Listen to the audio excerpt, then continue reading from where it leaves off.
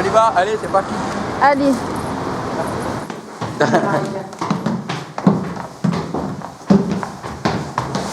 Bienvenue. Oui. Rentrez.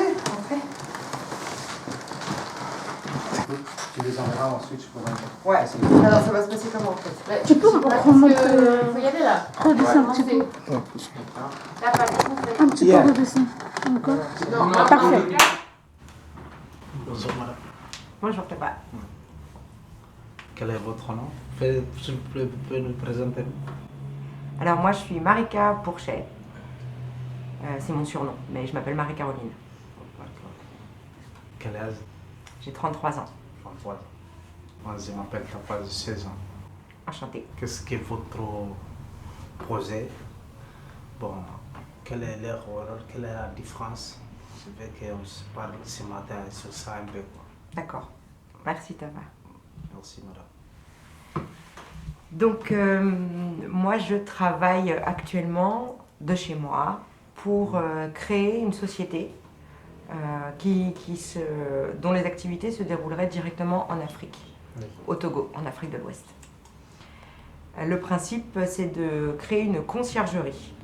Donc vous savez ce que c'est qu'une conciergerie? Pour moi, c'est Un concierge, globalement, c'est une personne qui est au service de l'autre pour répondre à ses demandes. assez dommage. Voilà. En général, à la base, c'est un métier qui est dans un hôtel pour les clients. Et le concierge, il aide le client à répondre à ses besoins. Et la conciergerie s'est développée ces dernières années. Et il y a des conciergeries qui existent pour les entreprises. C'est-à-dire que les employés d'une entreprise, tous les salariés d'une entreprise, vont avoir le droit à un service d'un concierge pour répondre à leurs demandes, pour faciliter leur vie sur leur lieu de travail. Globalement, c'est ça. Et moi, c'est ce que je cherche à mettre en place au Togo, pour les entreprises au Togo. Voilà. Donc actuellement, je travaille de chez moi pour mettre ça en place. Et je pars demain au Togo pour aller chercher des clients et pouvoir revenir ici et commencer la mise en place. Comment vous avez fait de travailler? Comment j'ai fait ce travail? Oui. Comment j'ai eu l'idée ou comment je fais? Comment vous avez... Eh bien, en fait, c'est parce que j'ai habité 10 ans dans ce pays-là, au Togo, et que je me suis aperçue des besoins qu'il pouvait y avoir en entreprise ou des besoins qu'il pouvait y avoir pour les Togolais. Et donc, en réfléchissant, j'ai eu cette idée de mettre en place cette conciergerie d'entreprise. Donc, je suis rentrée en France et j'ai commencé à travailler sur cette idée, à voir combien ça pouvait coûter, combien ça pouvait rapporter. Et au fur et à mesure du temps, donc ça fait déjà 8 mois que je travaille là-dessus. Et au fur et à mesure du temps, bah voilà, ça m'amène à devoir me redéplacer là-bas et pour pouvoir finaliser cette création.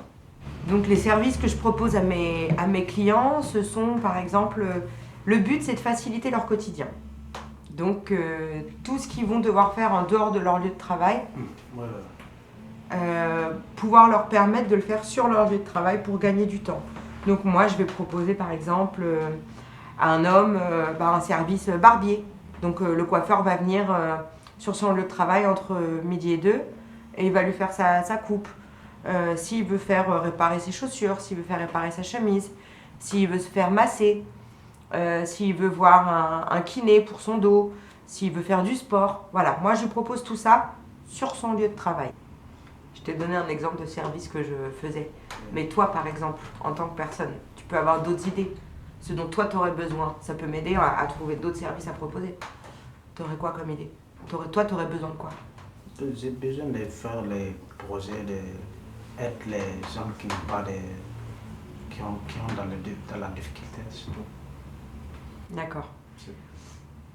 Ouais, donc là, c'est plus trop en rapport avec la conciergerie, mais c'est plus rapport avec le social et l'humanitaire.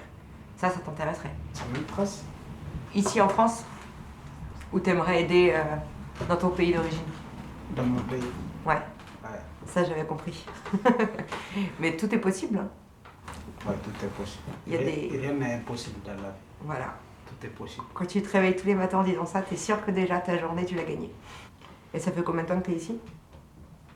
Pour moi, ça fait 7 mois, 7 ou 6 mois comme ça. D'accord. Donc t'es arrivé en plein hiver? En plein? En plein hiver, dans le froid? Oui, en plein hiver. T'es encore là, donc c'est l'essentiel. Et comment tu trouves la France? Comment? Comment tu trouves la France? Tu aimes bien?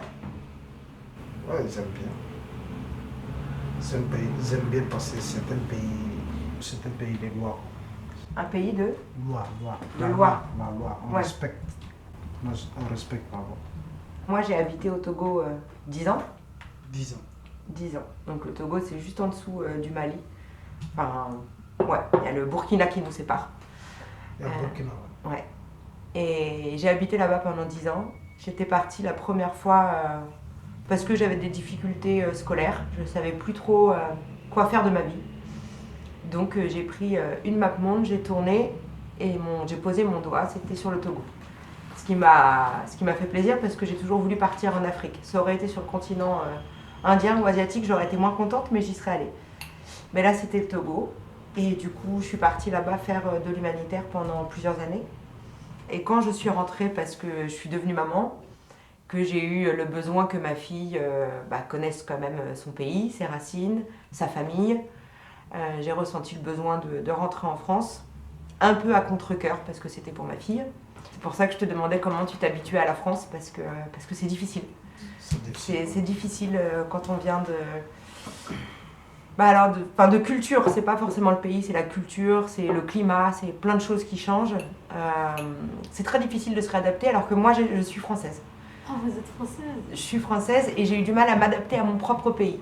Donc c'est pour ça que je m'intéresse à toi, comment tu t'es adapté, parce que ça peut être très difficile. Oui.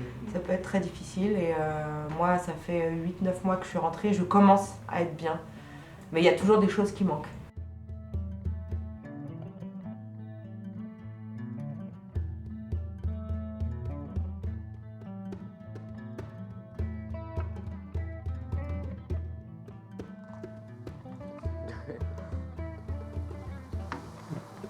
C'est mon village, au Mali, Lambili. Il y a des moutons qui marchent là, tout ça. Et ça, c'est un mosquée. Ouais. Les arbres.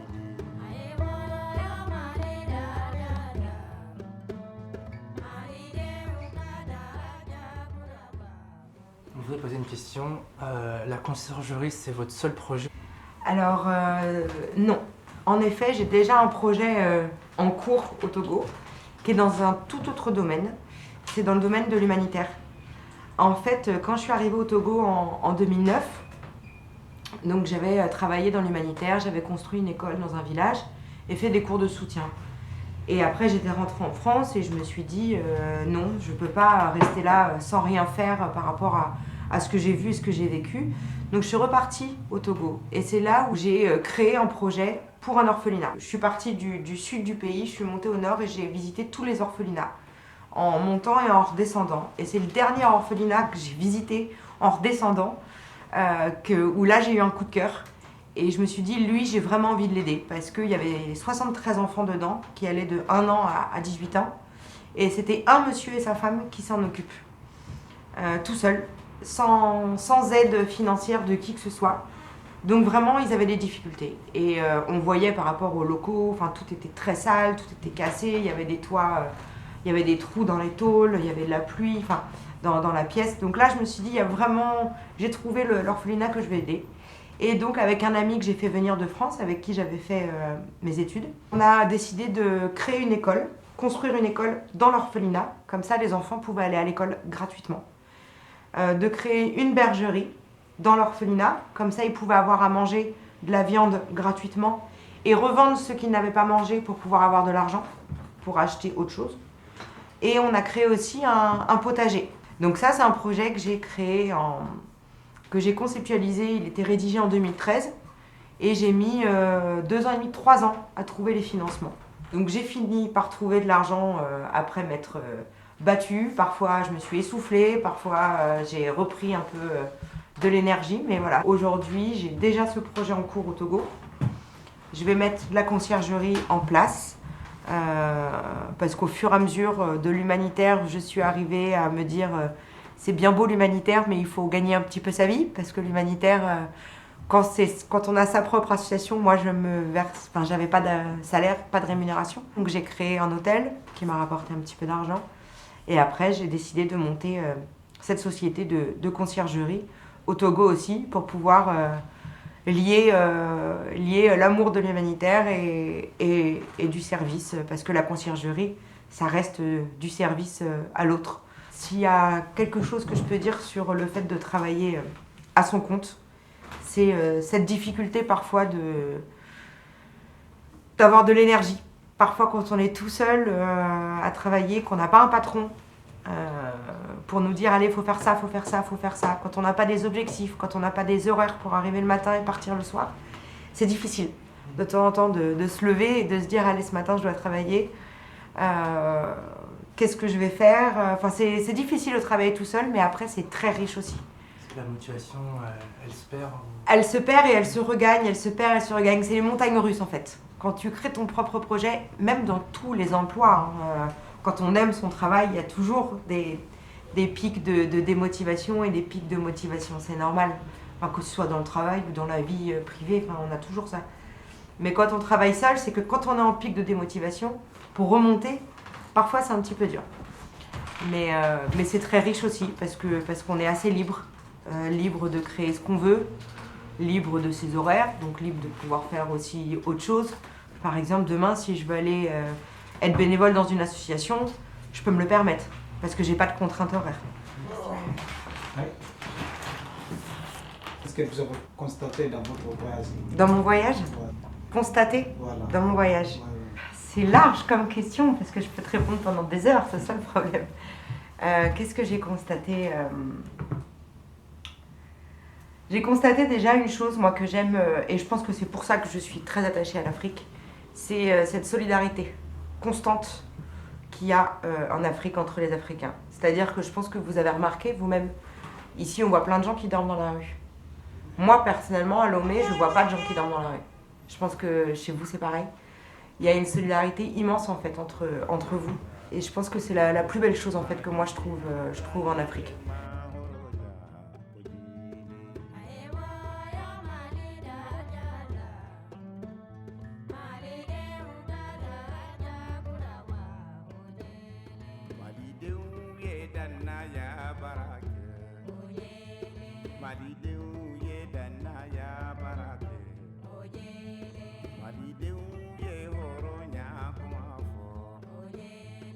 Malidenw ye hɔrɔnya baara kɛ.